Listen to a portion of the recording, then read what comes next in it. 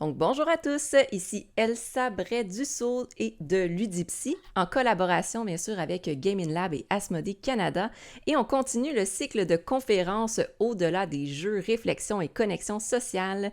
Et aujourd'hui, notre super invité qui est présent juste ici, il s'agit de Carl Brière.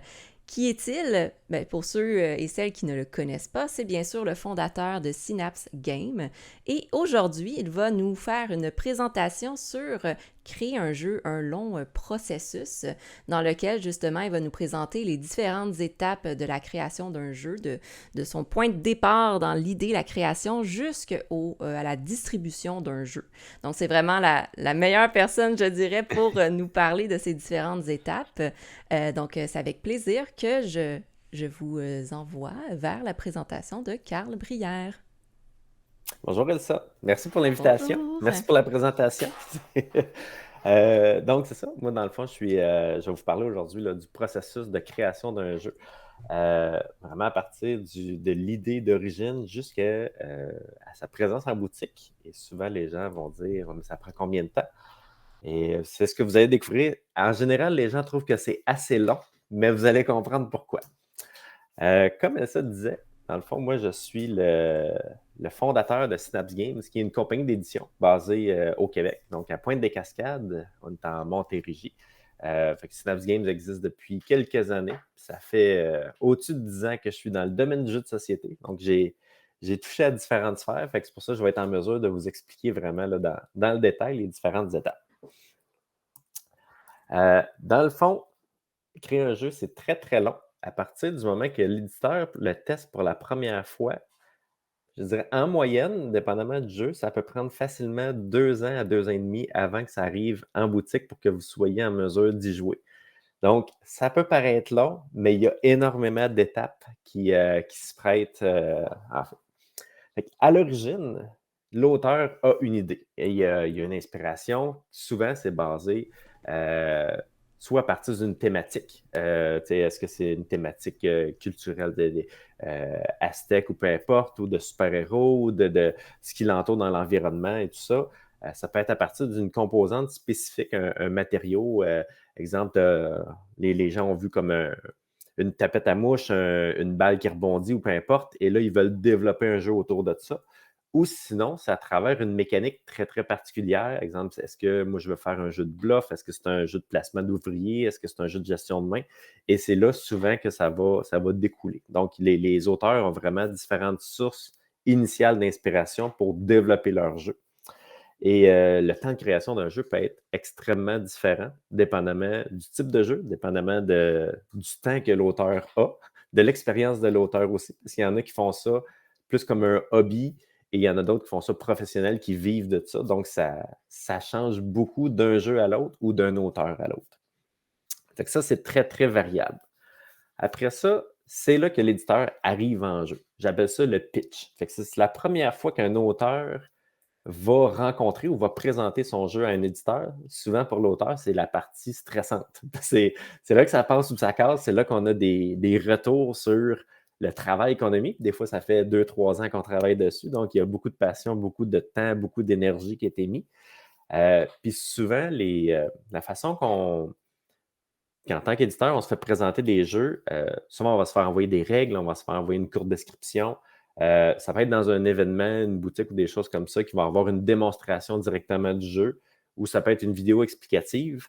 Euh, Nous, en tant qu'éditeur, on reçoit à peu près là, en moyenne 5 propositions de jeux par semaine.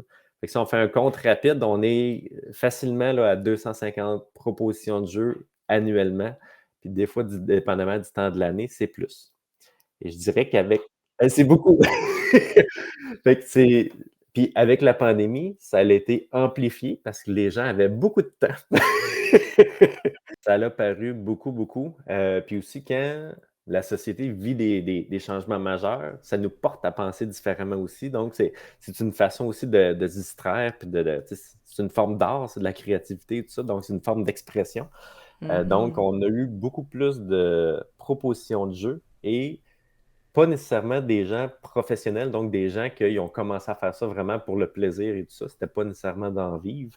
Et Mhm. souvent, c'est bien parce que ça peut apporter des nouvelles idées aussi, là. Donc, ça fait sortir du Ouais. créneau habituel. Ben, j'ai déjà une question pour toi sans nécessairement te couper Oui. dans ton élan, mais dans l'étape de présentation du jeu à un éditeur, est-ce qu'on inclut, est-ce qu'on parle ici de prototype justement de jeu et dans le contexte d'un prototype, donc un jeu qui est en construction, est-ce que c'est mieux de le faire tester avant de le présenter à un éditeur ou en même temps? Moi, personnellement, je trouve que c'est toujours mieux de faire tester avant. Parce que à la quantité de jeux qu'on reçoit annuellement, il faut que le jeu soit quand même bien rodé. Parce que il y a une grosse différence entre j'ai une idée, j'ai un jeu qui ressemble au Monopoly, mais meilleur, parce qu'on en reçoit, Hmm. et regarde mon jeu, comment il est différent. Fait qu'il y a énormément de. Il faut jouer, il faut rejouer, il faut tester. Et c'est bon de ne pas tester uniquement avec ses amis parce que c'est vos amis, ils vont aimer le jeu, ils vont faire des commentaires, c'est bon pour l'ego, mais sortez de ce milieu-là. Vous allez avoir des retours beaucoup plus pertinents et jouez pas avec les gens. Observez. Observez leurs Hmm. réactions, observez les manipulations, observez ce qu'ils ne comprennent pas. Vous allez apprendre beaucoup plus qu'est-ce qu'il faut faire pour améliorer votre jeu. Au moins, vous allez savoir qu'est-ce qui ne fonctionne pas ou qu'est-ce qu'il y aurait à améliorer. Puis il va y avoir beaucoup de versions. C'est pas rare qu'il va y avoir Hmm. 10, 12, 20 versions différentes de votre jeu parce qu'il va évoluer dans le temps. OK. Donc, quand on est rendu à l'étape de présentation du jeu à un éditeur, c'est normal que ce soit pas la première version de notre jeu. Oh oui, En fait, c'est probablement bon que si signe. probablement si c'est la première version, soit que le jeu sera pas retenu parce qu'il est loin d'être abouti, ou vous êtes un génie. Ah! Il y en a, mais Il y en a, oui, oui, tu sais, je veux dire, il y a des professionnels tu sais, qui ont 20 ans Ouais. d'expérience en création de jeux, donc ils ont développé une expertise, ils savent ce qui fonctionne moins et tout ça. Donc, il y a quand même des milliers d'heures d'investis derrière. Donc, c'est très différent jouer à des jeux de société et en créer. Mhm. OK, OK. Ben merci. Je te laisse continuer. Ça marche.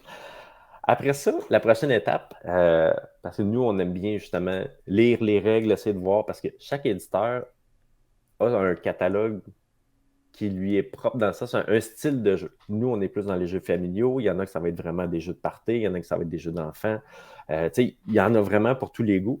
Fait que, dans le fond, les règles, la vidéo de présentation, c'est comme un filtre pour voir est-ce que ça s'adresse à nous.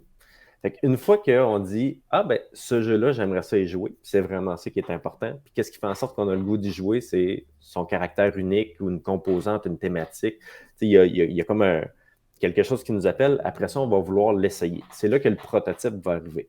Fait qu'une fois que on va demander le prototype, ou ça peut être des versions électroniques, là, il y a différentes plateformes qui existent. C'est là qu'on va vraiment tester le jeu pour voir est-ce que ça fonctionne. Parce que souvent, sur papier et physique, c'est pas nécessairement la même sensation. Donc, il faut vraiment avoir le feeling ressenti. Et c'est là que l'équipe éditoriale va vraiment essayer le jeu, le manipuler. On va avoir beaucoup de discussions. Souvent, on va l'essayer plus qu'une fois avec différents nombres de joueurs, avec différents styles de joueurs aussi, pour vraiment voir est-ce que ça va bien avec ce qu'on fait, ce qu'on a le goût de travailler. Parce qu'au final, ce jeu-là, on va l'y jouer des centaines de fois avant de le rendre le produit final. Donc, il faut qu'on l'aime, il faut qu'on soit capable de visualiser qu'est-ce qu'on veut faire avec le jeu. Parce que souvent, quand on le reçoit, c'est très similaire au milieu du livre. De l'auteur qui arrive avec une idée, mais ça se peut que le nom du personnage change. Donc, ça se peut que la thématique change, ça se peut que la fin change, la durée de la partie change et tout ça. Donc, on a vraiment une réflexion sur si on aime le jeu, qu'est-ce qu'on veut faire, qu'est-ce qu'on voit. Fait que c'est vraiment un projet à long terme de vision, d'essai et d'envie, dans le fond. Puis une Mhm. fois qu'on a essayé ce jeu-là, si jamais on l'aime, à ce moment-là, on va avoir la discussion avec l'auteur pour dire bon, ben, parfait, ton jeu nous intéresse. Voici notre vision. Est-ce que tu es d'accord avec cette vision-là? Parce que c'est un projet commun. On va travailler ensemble pendant longtemps. On va avoir beaucoup d'échanges. Et si on n'a pas la même vision, ça ne donnera pas le même produit. Ça se peut que l'auteur ne veuille pas aller dans la même direction. Puis c'est correct. Tu sais, c'est son projet initial, c'est son idée. Ça se peut qu'il trouve un autre éditeur qui va être plus en lien avec ce qu'il veut. Et c'est parfaitement normal. Donc, on en vient éventuellement à un accord et c'est là que la prochaine étape vraiment d'édition commence, qui est le développement du jeu. OK. Donc, j'en Le... comprends. Oh, excuse-moi, Vas-y, je vas-y. relance une question ici. En fait, deux questions. Quand tu parles d'équipe éditoriale, est-ce que c'est des personnes avec des connaissances spécifiques? C'est des personnes, exemple de Synapse Game, ou c'est vraiment des gens que vous venez chercher de l'extérieur pour venir tester différentes composantes du jeu? En général, l'équipe éditoriale, c'est vraiment l'équipe qui travaille à temps plein, tous les OK. professionnels qui travaillent avec nous.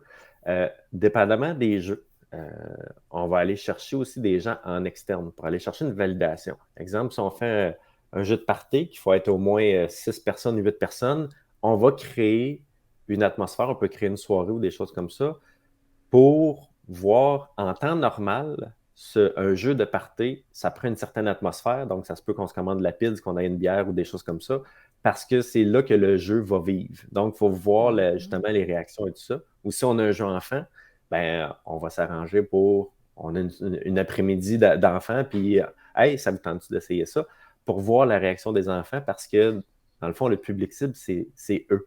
Donc, c'est ça qu'il faut venir observer. Tantôt, on parlait de l'observation de quand les auteurs font tester leur jeu. C'est très important de voir la réaction des jeux parce que nous, on a quand même des yeux d'adultes. Mhm. Donc, Oui. c'est pas tout à fait la même vision. Fait que des fois, même si on pense qu'il y a un potentiel, mais quand on regarde les enfants, des fois, ça fonctionne pas tout le temps ou des fois, ça fonctionne vraiment mieux qu'est-ce qu'on pensait.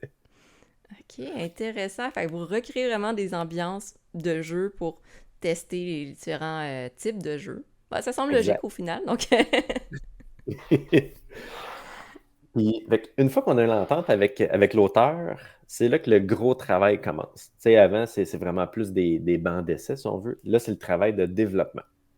Fait que le développement, c'est tout ce qui est le côté mécanique. Comment on va jouer au jeu? Comment on va le manipuler?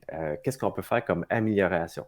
Est-ce que le jeu, il y a un rythme trop lent? Est-ce qu'il y a un rythme trop rapide? Est-ce qu'il y a beaucoup trop de cartes à placer? Exemple, si le jeu, il prend 20 minutes à jouer, ça nous prend 15 minutes à installer le jeu, il y a comme un débalancement qui est créé. Donc, comment on fait pour améliorer ça? Parce que quand on fait de l'édition de jeu, notre but, c'est de créer du plaisir. Donc, comment on peut arriver à ce que le plaisir arrive le plus rapidement possible? Donc, ça fait partie du développement de jeu pour qu'il y ait le moins de manipulation, que ça soit le plus ergonomique possible. Apporter de la fluidité parce qu'il faut tout le temps garder le côté ludique. Puis, il faut pas.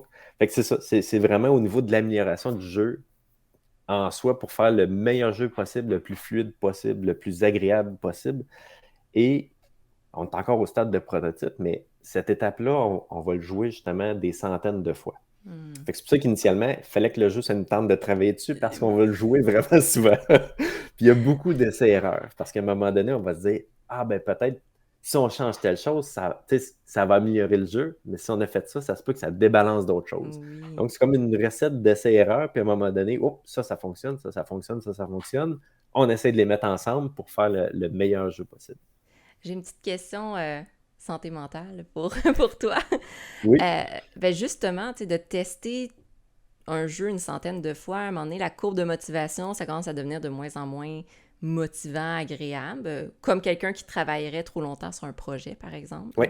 Est-ce que ça, il y a comme des pauses que vous prenez? Est-ce que des fois, c'est de juste se détacher totalement du jeu pour revenir quelques semaines après? Est-ce qu'il y a un peu un cycle dans cette phase-là d'équilibrage du jeu? Il y a vraiment des cycles, puis vraiment partout à travers le processus, c'est dans n'importe quoi dans la vie. Quand on est trop proche de quelque chose, on manque de recul, on manque de Hmm. vision. Fait que ça se peut qu'à un moment donné, au niveau du développement, on arrive à un blocage. Donc, à un moment donné, on va mettre un jeu de côté, puis on va travailler sur un autre jeu. Fait qu'on travaille souvent sur plusieurs projets à la fois, qui ont différents stades de progression. Il y en a qui vont être rendus plus loin, il y en a qui vont être rendus moins loin. Puis après 2 mois ou 3 mois, à un moment donné, on revient, puis oh, on a une idée. Tu sais, ça se peut que je sois en train de marcher dehors, je dis, ah, on pourrait faire ça. Ou je joue à un autre jeu, puis je fais comme, hey, ça c'est intelligent, ça pourrait servir pour telle chose. Fait que des fois, avec le recul, on revient, puis c'est fou, tu sais, on était bloqué, puis tout d'un coup, ça paraît une évidence, puis après ça, on est capable de continuer dans le processus.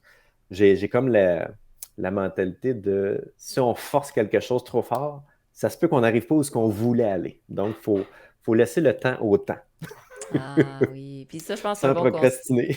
Oui, c'est ça, trouver l'équilibre entre ça. Exact. Mais je pense que c'est un bon conseil autant pour les éditeurs que les créateurs de jeux. Parce que quand on Vraiment. est trop dans quelque chose, là, on, on a la fumée qui sort des oreilles, là. Exact. Donc là, de lâcher prise, aller prendre une marche, puis un moment donné, Exact. poup, une idée Puis c'est pas arrive. rare aussi pour les créateurs qui vont travailler sur plusieurs prototypes à la fois. Il y en a Ouais, qui vont avancer plus vite que d'autres, il y en a qui vont avancer moins vite que d'autres. Puis souvent, c'est ça. C'est à un moment donné, il va y avoir un certain blocage, puis ils passent à d'autres choses, ils vont revenir, puis oups, c'est débloqué. Puis, tu sais, faut laisser le temps à l'inspiration, puis des fois de prendre un pas de recul, là. effectivement. Super, merci. De rien.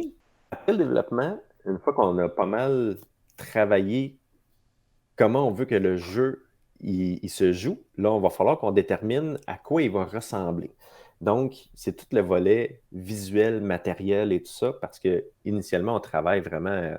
Tu sais, c'est pas très beau, là. Tu sais, c'est boîte à carton, des cartes faites à la main, on efface des affaires puis on recommence.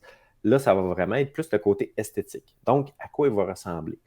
Il y a quelqu'un qui va être en charge de la direction artistique. Donc, on va faire beaucoup de recherches au niveau des formes, des couleurs, de la thématique. Tu sais, est-ce qu'on met une licorne? Puis si oui, tu sais, dans quel style aussi? Parce qu'il y en a de tous les styles. Les choix des matériaux aussi, tu sais, dépendamment du groupe d'âge ou du prix, tu sais, du style de jeu. Si c'est un jeu de party ou si c'est un gros jeu stratégique, ça ne sera pas nécessairement les mêmes matériaux. Tu sais. Est-ce qu'on y va plus avec des pions très standards ou on va avec des figurines de plastique. Il y a vraiment tout un monde à travers ça. Il y a le format de la boîte. Donc, on va vraiment essayer de déterminer le produit final va vraiment ressembler à quoi quand on va le retrouver en boutique et tout ça. Donc, on va vraiment tout construire cet aspect-là. Fait qu'il y a beaucoup, beaucoup de recherches sur Internet. On fait des visites dans les boutiques pour voir qu'est-ce qui nous accroche l'œil. On va tester. Donc, il y a beaucoup, beaucoup de choses. Puis, pour nous, on trouve que le côté visuel, les textures et tout ça, ça fait partie du plaisir de jouer. Tu sais, d'avoir quelque chose Mhm. de un super bon jeu, pas très beau, c'est bon. Mais imagine s'il était super beau en plus et agréable à manipuler, on dirait que ça rajoute un élément ludique encore plus imprégnant, là. On l'observe beaucoup dans les jeux de Synapse Game, les couleurs, les graphiques qui sont magnifiques. Je trouve dans Match 5 ou Match Oui, 5, je sais jamais en anglais ou en français, c'est hein. ça. C'est incroyable, là, la qualité visuelle donne le goût là, d'avoir la boîte puis d'y jouer. Ah ben merci, c'est gentil. On essaie fort pour ça parce que justement, on trouve que ça l'apporte un plus, là. Ben, tout à fait. Quand on présente le jeu à exemple des enfants ou des gens, les gens sont comme oh wow! Il y a l'attraction envers Ouais. au final ce qui est beau visuellement. Là. C'est ça. Tu sais, personnellement, quand il y a quelque chose de beau, tu sais, un jeu qui est très très beau, souvent ça donne le goût d'y rejouer plus. En plus, tu sais, s'il y a le fun puis tout ça, ah oui, ça c'est vrai. Tu sais, je trouve que ça rajoute un autre élément, là. Effectivement. Après ça, il y a la rédaction. Ça, c'est une partie hyper importante, les règles de jeu. Parce que les règles de jeu, si elles sont mal écrites, il y a des bonnes chances que les gens ne jouent pas bien au jeu. Et s'ils ne jouent pas bien au jeu, ça se peut que ça ne soit pas l'expérience qu'ils auraient dû avoir. Et souvent, ça va être moins bon.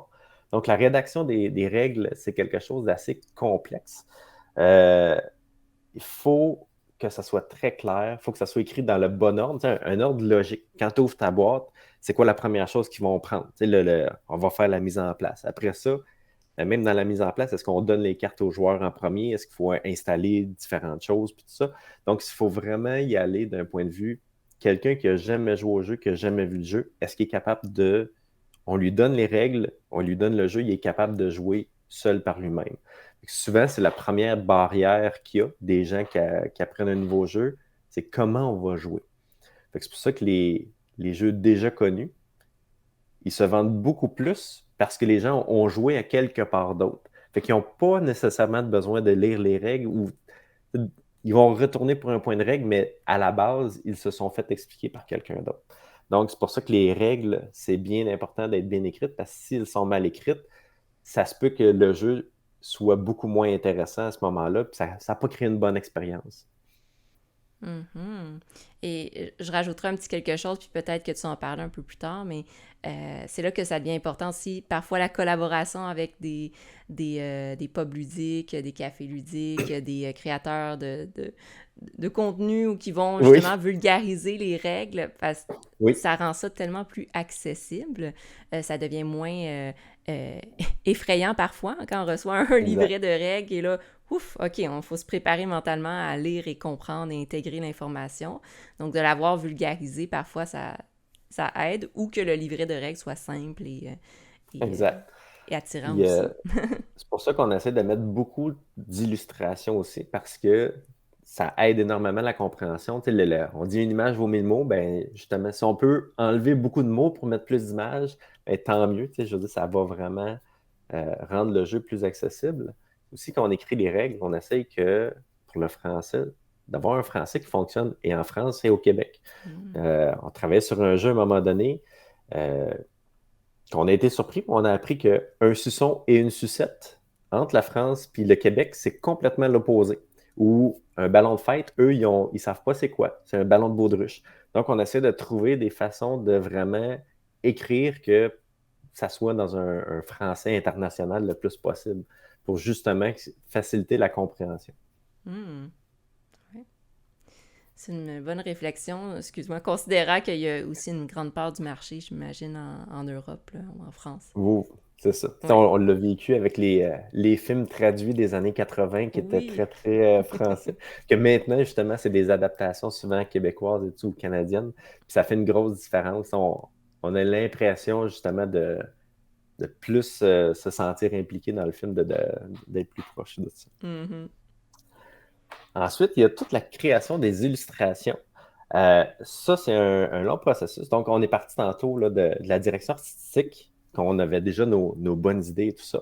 Et ça, c'est les différentes étapes qu'on peut avoir. Ça, c'est des illustrations qui sont dans un jeu qu'on a fait. Fait qu'au début, il y a des sketchs qui est vraiment en noir et blanc. C'est très rough. Souvent, ça va être pour des poses, certains éléments, puis tout ça. Et de là, on va découler beaucoup, beaucoup de communication. Ça, j'aime ça. J'aimerais ça qu'il y ait telle chose, telle couleur, la posture n'est pas tout à fait là et tout ça. Et là, après ça, il va y avoir différentes étapes de couleurs. Fait qu'on voit la deuxième séquence. C'est encore très, très rough comme illustration, mais il y a des ajouts de couleurs, il y a des modifications de position et tout ça. Et graduellement, il va y avoir de plus en plus de détails. Justement, la femme qui est en rouge, on voit que la pose a beaucoup changé. La troisième illustration est rendue comme avec une espèce de boule de cristal, puis la quatrième est rendue enceinte.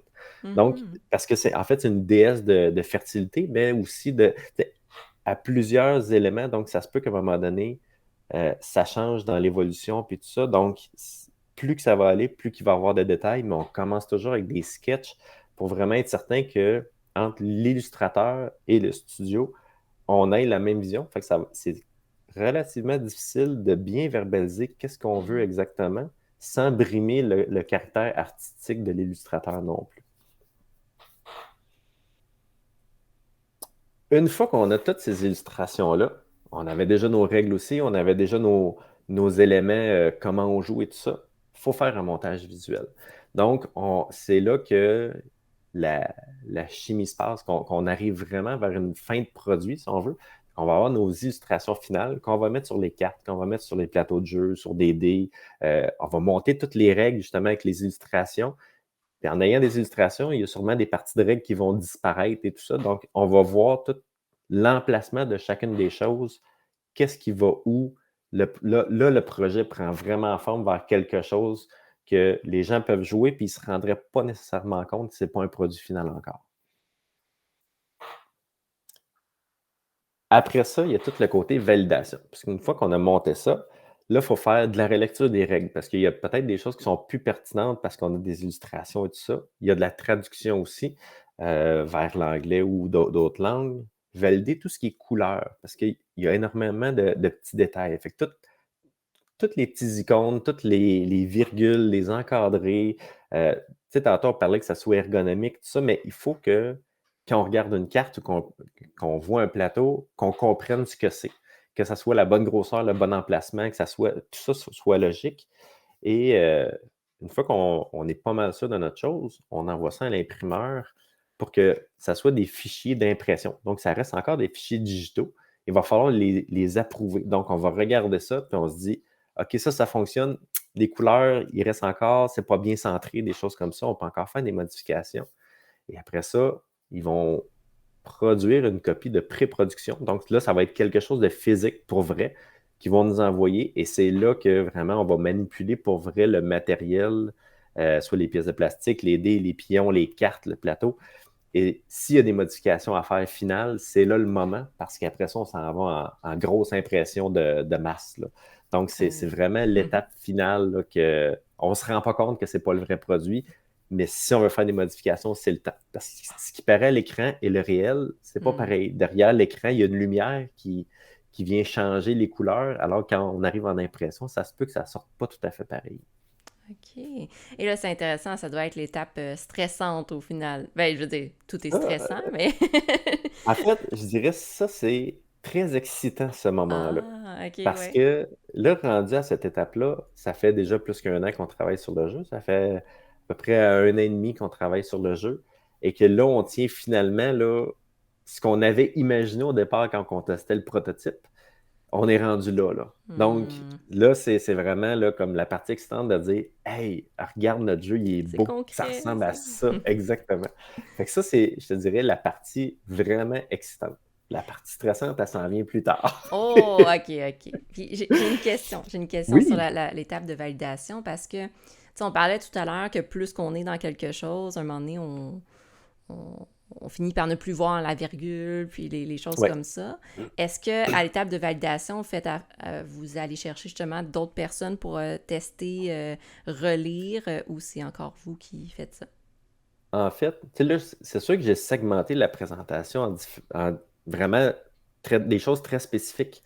Mais il y a des choses qui sont tout le temps en mouvement. Exemple, Mhm. le développement puis les tests sont là tout au long du processus. Parce que justement, avec des visuels, tout ça, faut retester pour être certain de la compréhension des choses comme ça. Donc, rendu à cette étape-là, oui, on teste encore parce qu'on a encore le temps. Tu sais, avec les copies de pré-production, là, on peut tester même dans le public ou on peut tester avec des influenceurs, des distributeurs et tout ça.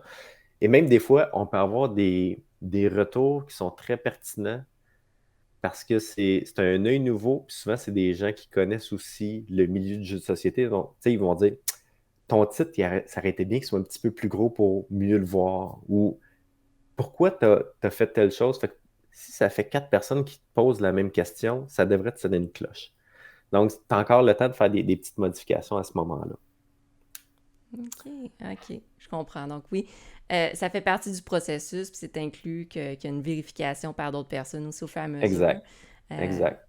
Puis OK. même au niveau de la relecture, euh, on engage beaucoup de gens en externe pour faire de la relecture, tant des gens qui ont des bacs en littérature, mais ça ne veut pas dire qu'ils connaissent le milieu du jeu. Donc, Mhm. on engage aussi des gens qui ont d'expertise dans le domaine du jeu pour être sûr d'utiliser un langage. Puis, tu sais, parce qu'on ne peut pas juste faire de la traduction mot pour mot. Ouais. Ça ne fonctionne pas.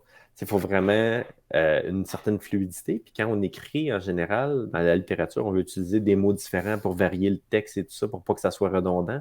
Dans des règles de jeu, c'est complètement l'inverse. Une fois qu'on a appelé un pion, on ne peut pas changer le nom parce que ça l'aidera pas à la compréhension du joueur. Fait que dans la lecture de règles, il va être mêlé. Fait que on retarde le temps de plaisir. Oui, c'est là qu'on se rend compte que l'écriture de règles, c'est tellement spécifique. C'est presque le contraire justement d'une écriture d'un roman où ça doit être littéraire, poétique. Là, il faut que Exact. ça soit très clair. Très carré. C'est ça. C'est beaucoup de relecture. Puis ça aussi, là, des fois, là, ça fait 10 fois qu'on relit la même règle. Puis là, c'est quelqu'un d'autre dans l'équipe qui passe. Puis il dit, ben, ça, c'est pas le même mot, ça, c'est pas le même mot, ça devrait aller à telle place. La structure de phrase-là est pas bonne, puis tout ça. Puis là, on fait, ben oui, c'est bien normal. Puis après Mhm. ça, on est bloqué. Fait que c'est un peu comme dans le développement. À un moment donné, on a un blocage. On revient un mois après. Puis là, on est capable de retravailler dessus. OK, OK. Donc, excuse-moi, une autre question par rapport à ça. Est-ce que c'est l'étape où, lorsqu'on a du perfectionnisme, ça peut être problématique? Dans ce sens, j'imagine c'est l'étape où est-ce qu'il faut y avoir un certain lâcher-prise aussi sur certaines choses, parce qu'il n'y a rien de parfait dans la vie. Il n'y a Euh, rien de parfait. mhm. Ben, à toutes les étapes, on, on peut potentiellement se perdre parce qu'il n'y a jamais rien de parfait et tout évolue aussi. Tu sais, à un moment donné, dans le développement de jeu, tu sais, des fois, il y a même dans les thématiques, il va y avoir des thématiques qui sont plus populaires que d'autres. Euh, Puis, à un moment donné, ça change. Fait que, tu sais, si tu attends trop longtemps, ça se peut que tu aies d'autres idées, puis c'est meilleur, tu sais, c'est plus d'actualité. Puis, même chose dans les mécaniques ou dans les temps de jeu. V'là 10 ans, c'était fréquent d'avoir des jeux de 1 heure et demie. Là, on s'en va plus vers des jeux de une demi-heure, tu sais, un peu comme la consommation change. Fait que si on prend beaucoup trop de temps, tu sais, il y a toujours place à pas nécessairement de l'amélioration, mais de l'adaptation en fonction de l'environnement. Fait qu'il faut, à un moment donné, il faut passer à la prochaine étape, mais chacune des étapes, il faut que ça soit de qualité parce que ça a un impact au final sur l'expérience ludique. Wow, c'est tout un processus. Oui. Donc, une fois qu'on a approuvé les copies de pré-production, puis qu'on est certain, là, on s'en va en grosse production de masse. C'est des machines qui coûtent, là, c'est 1 million de dollars. Tu sais, ça pèse des tonnes et des tonnes, puis là, c'est des grosses presses. Et là, ça part en impression. Souvent, ça va prendre là, quasiment 2 mois pour produire un jeu. Il y a beaucoup d'étapes, il y a des temps de séchage, il y a beaucoup de tests de qualité aussi pour être certain que les gens, ils manquent pas un dé dans leur jeu ou ils manquent pas un paquet de cartes ou que c'est pas mal imprimé, puis tout ça. Et après ça, c'est tout ce qui est logistique. Donc, ça part de l'impresseur, ça part de l'imprimeur et il faut que ça aille au port, dans les bateaux, les camions et tout ça. Et souvent, ça va traverser les océans. Ça peut prendre un autre 2 mois, 3 mois, dépendamment du temps de l'année ou la distance. Et après ça, ça va arriver chez les distributeurs. Donc, une fois que le jeu arrive chez les distributeurs, c'est là que les influenceurs vont recevoir des copies. C'est là qu'il va y avoir des événements qui vont se créer, que les gens vont pouvoir jouer. Ça s'en va en boutique. Et là, ça arrive sur la tablette. Et c'est là que vos soirées de jeu peuvent commencer. Et souvent, c'est 2 ans, 2 ans et demi après la première fiche que je vous ai présentée. Quand l'éditeur voit le jeu pour la première fois, ben, on est rendu dans 2 ans et demi. Fait que c'est un très, très long processus avant que vous puissiez commencer à avoir du plaisir. C'est incroyable. Parce que là, on part de la présentation à l'éditeur, mais avant Oui, ça, il y a tout le processus d'avoir l'idée, de exact. Puis commencer ça, à... ça, il n'est pas compté dans le deux C'est ans, deux ans ça, et demi, là. Tu sais, ça peut exactement. être 10 ans, ça peut être 4 ans, c'est très variable, mais c'est vraiment long entre l'idée initiale et le projet final, le produit final en fait, pour que le monde puisse avoir du plaisir, là. Oui, là, ça vient mettre encore plus la valeur sur, quand on achète une boîte, la valeur euh, monétaire, mais surtout émotionnelle aussi d'un jeu de société, là. C'est un long processus avec beaucoup d'efforts, beaucoup d'énergie. Exact. Tu sais, tantôt, tu parlais aux étapes de validation, ça doit être un moment stressant. Je te dis, c'est surtout un moment excitant. En Hmm, fait, c'est la mise en marché, c'est là le moment stressant. C'est un peu comme une sortie d'un film.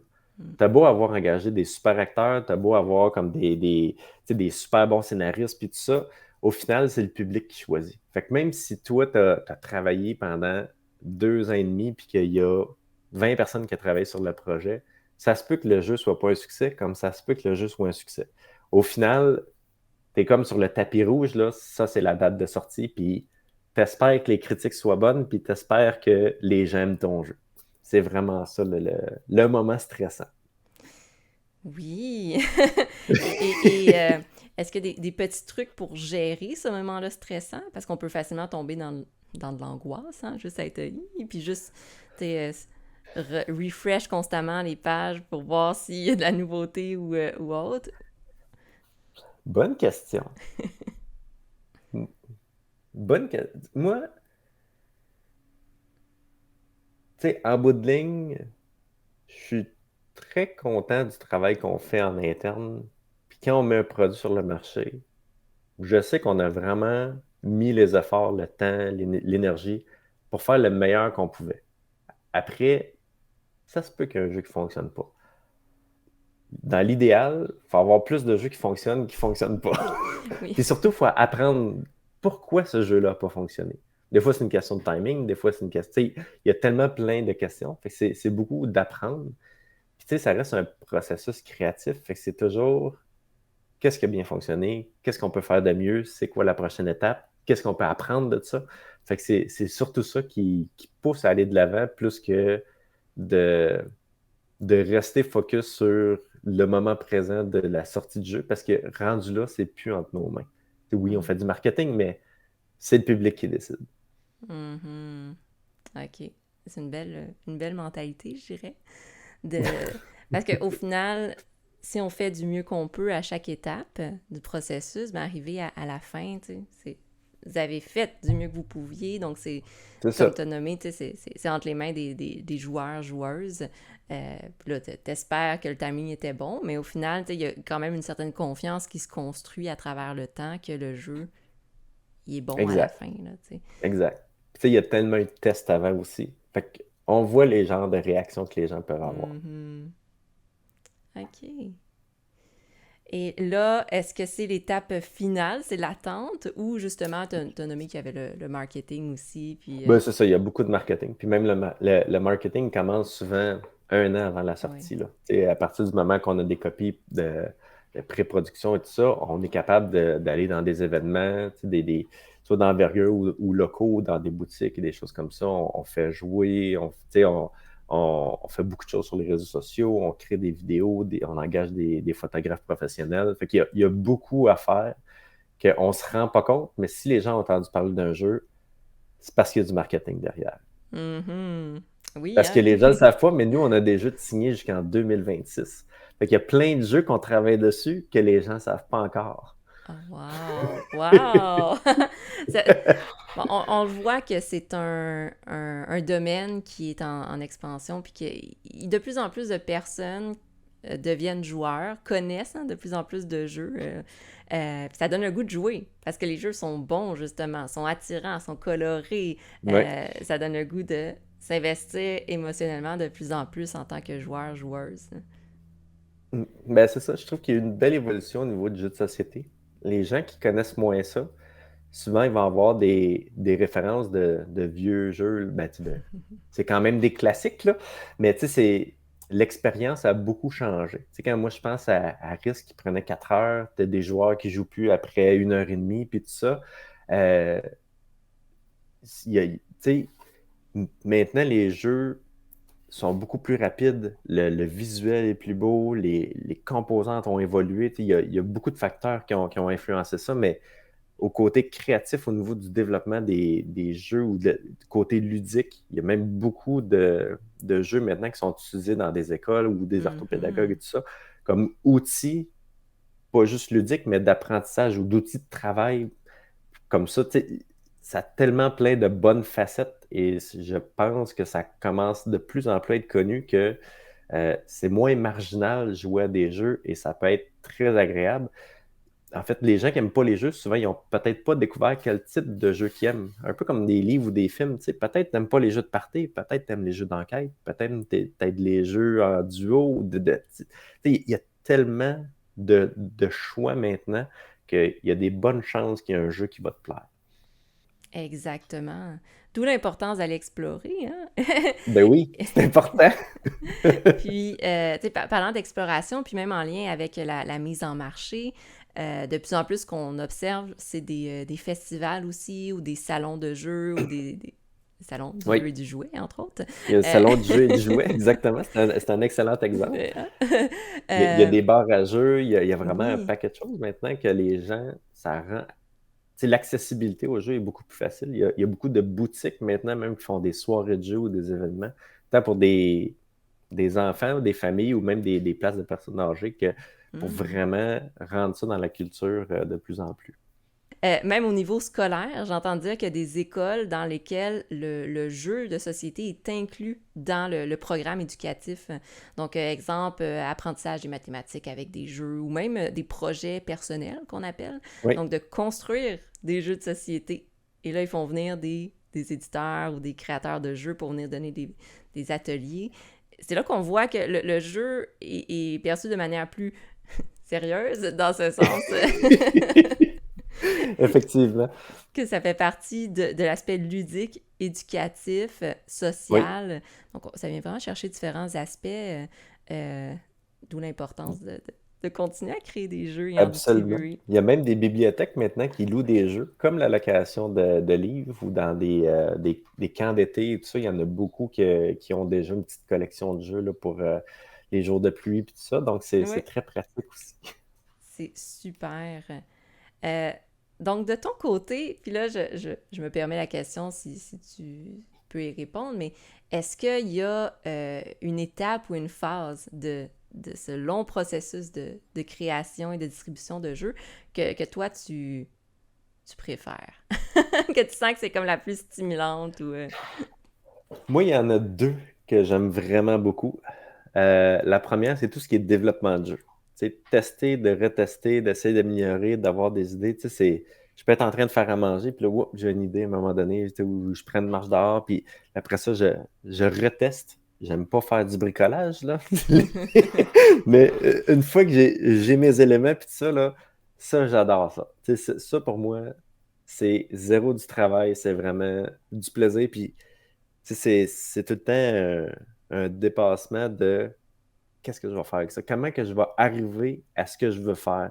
Parce que je sais quelle réaction que je veux créer, mais c'est quoi le processus entre les deux? C'est pas tout le temps évident. Fait que Mhm. ça, j'adore ça. Puis c'est pour ça qu'il faut que j'aime le jeu parce que je vais jouer une centaine de fois. C'est ça. Ben, tant mieux si t'aimes ça. Je veux dire, sinon, ce serait difficile dans ce Ça serait domaine-là, difficile. j'imagine. Exact. Sinon, c'est le côté tout ce qui est artistique. Quand je commence à voir, c'est pas moi qui va faire la direction artistique, on a quelqu'un pour ça. Mais quand on voit les premières illustrations, puis les choses qui prennent en place, puis là, tu sais, je vois la boîte, je fais Ah, ça va être beau. Tu sais, quand tu commences à être content du résultat, puis là, telle chose, on devrait le mettre tu sais, plus petit ou plus en emphase, puis là, commencer à. Tu sais, on parle de qu'est-ce que ça devrait être, qu'est-ce que ça pourrait être, puis c'est quoi l'objectif. Tu sais, il y a beaucoup d'allers-retours, beaucoup d'échanges, puis tout ça, parce que c'est là que ça prend vraiment forme visuellement. Fait que c'est Hmm. de. En fait, c'est la. Quand j'y pense, c'est vraiment l'étape de le jeu va ressembler à quoi et il va se jouer comment. C'est vraiment les deux côtés que j'aime le plus. OK, OK. Donc, les aspects très, ben, justement, pratico-pratiques que tu peux conceptualiser en tête, puis comme tu as mentionné, le visuel est important. Donc, quand on arrive à voir, à visualiser à quoi va ressembler le jeu, ben, c'est sûr, c'est motivant parce qu'on sent que ça devient de plus en plus réel. C'est plus concret, c'est C'est ça, ça! exactement. C'est le fun de l'étape là, que ton jeu est assez avancé, que tu oses jouer avec des amis, des membres de la Ouais. famille pour voir est-ce que les règles sont assez simples, est-ce que la mécanique, tout ça, ça fonctionne. Mais c'est quand tu peux jouer avec eux avec le visuel à peu près final aussi. Mhm. Là, ça prend une autre dimension. Wow. Ben effectivement, parce qu'au final, ça reste quelque chose que tu crées, là. Tu sais, j'utilisais souvent cette expression-là, ou quelqu'un m'avait dit cette expression-là, c'est un peu comme donner naissance à un jeu. Euh, donc, à peu près. Donc, mine de rien, tu sais, c'est quelque chose que tu mijotes tellement longtemps que quand ça devient concret, tangible, il y a un sentiment de C'est bien-être. un aboutissement, C'est c'est ça. ça. Une petite fierté aussi, là, bien Oui, sûr. il y a beaucoup de fierté. C'est pour ça que je disais quand on recevait les premières copies de pré-production, c'est là Ouais, qu'était l'excitation c'est parce que ça. justement, on a un sentiment d'aboutissement de dire Hey, là, ça fait là, tant de temps, puis il y a tellement d'énergie, de discussion, d'essais-erreurs, puis là, tu dis Hey, crime, c'est ça, là, je l'ai dans les mains. Mhm. Oh, wow. Et là, ben, tu l'as mentionné, hein, avec Synapse Games, vous êtes rendu avec des jeux jusqu'en 2026. Le, on va retourner un peu en arrière, parce que j'ai une Oui. question sur...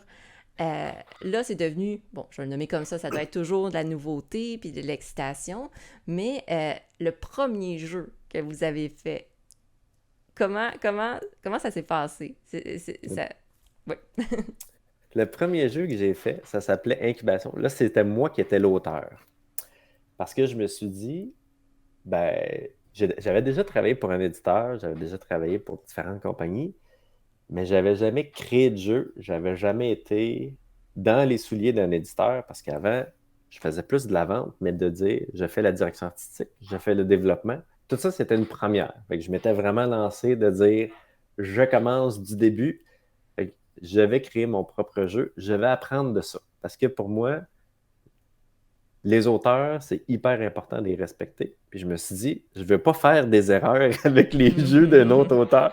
Fait que je vais être mon propre cobaye. Non, c'est Fait que bien réfléchi. j'avais commencé à travailler, puis honnêtement, ça a été long parce que les premières fois, c'est toujours plus long. Hmm. Et donc, j'ai fait beaucoup, beaucoup d'essais-erreurs. C'est un jeu familial, donc mes cochons d'Inde, c'était mes enfants. Donc, j'ai joué beaucoup, beaucoup avec mes enfants. Puis toutes les mêmes étapes de ergonomie, fluidité, tout ça, ça a été long, mais j'ai fait jouer avec beaucoup de gens. Tant des gens dans le milieu du jeu que des gens à l'extérieur. J'avais été dans des événements aussi, puis tout ça, pour essayer de l'améliorer. Puis à ce moment-là, ben, j'étais seul dans la compagnie, donc j'ai fait ma propre direction artistique, j'ai fait tout de A à Z, puis là, j'engageais des gens à gauche, à droite pour m'aider parce que je sais pas tout faire. Donc, c'est comme ça que le premier jeu a vu le jour, mais c'était beaucoup de travail, beaucoup d'apprentissage. Je suis content d'avoir fait ce processus-là parce que j'ai appris énormément. C'est venu me confirmer que vraiment j'aime ça. Hmm. Wow! Donc, tu as appris vraiment, tu l'as nommé, hein, de A à Z, c'est toi qui as tout pris en charge. Euh, mais c'est bien, hein? Puis c'est un peu un test de ça passe ou ça casse, dans le sens que des fois, ça aurait pu être trop, puis de dire, OK, finalement, c'est beaucoup trop de travail, parce qu'on vient de voir hein, que c'est un long processus avec beaucoup C'est un de... long processus. faut vraiment avoir la motivation, la persévérance, la passion. Et de ton côté, ben, j'en comprends que tu t'es rendu compte, ben oui, t'as la passion, la persévérance, la motivation. Là, tu t'es lancé C'est ça. dans ça. Wow. Puis c'était quand même étrange parce que là, j'étais auteur et éditeur. Mhm. Fait que je pouvais pas vraiment me pitcher le jeu. Fait que j'étais allé voir un autre éditeur québécois pour jouer avec lui puis dire puis qu'est-ce que t'en penses? Faut voir est-ce que toi tu sais est-ce que tu trouves que le jeu est assez bon? Est-ce que ça a du potentiel puis tout ça? Fait que tu sais je suis vraiment allé chercher des validations externes, pas de mes amis parce que mon jeu était excellent. Donc je suis vraiment allé chercher des validations externes pour aller chercher des confirmations puis voir qu'est-ce qui clochait, qu'est-ce qui est. Fait que c'est exactement le même processus. J'ai juste su me détacher du projet. Ouais, ben ça, c'est moi en tant qu'auteur, ça, c'est moi en tant qu'éditeur, puis tout ça, pour être capable de progresser puis de faire le mieux que je pouvais avec mes connaissances. Wow. Donc, effectivement, c'est une étape d'aller valider à l'externe pour, après ça, ben, pouvoir, toi, peaufiner le projet puis le lancer sur le marché. Et j'en comprends que ça a quand même bien fonctionné parce que ça a grandi à travers le temps jusqu'à Ça a aujourd'hui, quand là. même bien fonctionné. Fait que oui, oui, c'est ça. Honnêtement, on est chanceux. On parlait des échecs et des réussites. On a Ouais. beaucoup plus de réussites que d'échecs à notre actif. Donc, Mhm. l'effort et la passion qu'on met, ça doit paraître à quelque part dans nos jeux pour les joueurs. Effectivement. Et pour ceux qui regardent, que vous soyez joueur, joueuse, créateur, créatrice de jeux, ou même que vous voulez partir votre maison, compagnie d'édition, ben, on voit mine de rien les étapes de la réussite. Exactement. Merci. Mais ça On fonctionne. essaye. Mais écoute, merci beaucoup, Carl, d'avoir pris le temps de présenter. Hein. Comme je l'ai nommé tout à l'heure, puis là, je lance des fleurs, comme toujours, mais comme je l'ai nommé tout à l'heure, je pense que tu es, la meilleure personne pour vraiment présenter de A à Z, étant toi-même créateur et dans le domaine de l'édition avec Synapse Game. Ça représente bien que, tu sais, d'un côté ou de l'autre, ça prend motivation, persévérance et passion, mais que quand on a ça, C'est possible. c'est possible, exactement. Exact. On peut en vivre. Tu sais, je veux dire, Et il y a oui, beaucoup de et on monde qui peut en en vivent. Fait vivre. que c'est le fun de travailler dans ce qui nous passionne. Ouais, Ça fait moins de travail, puis les journées sont le fun. exactement. Donc, c'est possible même d'aimer son travail. Wow! Euh, Ben oui. euh, pour ceux, celles qui sont là en ce moment et qui nous regardent et nous écoutent, ben, comment est-ce que les gens pourraient te rejoindre? Disons qu'ils ont des questions que j'aurais pas posées, qui aimeraient te contacter. Ils peuvent aller, on a une page Facebook, on est très, très actifs là-dessus, donc ils peuvent nous écrire directement sur Messenger. On a un site internet aussi qui peuvent nous écrire. Puis, tu sais, c'est là qu'on reçoit la majorité de nos propositions de jeux. Donc, on a vraiment là, puis on répond là, habituellement dans un délai très raisonnable aussi. Donc, je dirais que c'est les façons que les gens peuvent nous rencontrer le plus souvent. Ben, nous Génial. communiquer avec nous le plus souvent, le plus rapidement. Fait que s'il y en a qui ont des questions, ça arrive. Même si les profs de classe, ça, hier, j'allais faire une conférence dans une école primaire pour parler de Wow! jeux. Parce qu'ils veulent faire un projet de jeu dans leur école. Donc, Génial. ça arrive souvent qu'on a des questions. Puis quand j'ai le temps, ben, ça me fait plaisir d'y répondre. Super. Donc, vous voyez, il est très accessible ou son équipe est accessible pour répondre aux questions. Donc, j'imagine qu'il va sûrement y avoir des questions parce que c'est super intéressant. Puis, c'est sûr que dans le peu de temps qu'on a, on n'a pas pu répondre à toutes vos questions. Donc, n'hésitez pas sur la page Facebook ou le site Internet de Synapse Game. Pour ceux qui sont encore présents, bien sûr, le cycle de conférences au-delà des jeux, réflexion et connexion sociale continue. Donc, je vous invite à rester pour écouter la suite des choses et bien sûr, de bien vous amuser au Salon du jeu et du jouet de Québec. Donc, merci encore, Carl. Je te souhaite de passer une belle journée. Merci beaucoup, Elsa, pour l'invitation. Ça a été très agréable. Puis j'espère que les gens ils ont aimé ça et qu'ils ont appris aussi. Donc, n'hésitez pas, là, si vous avez des questions, on reste disponible. Génial. Bye bye à tous! Bye bye.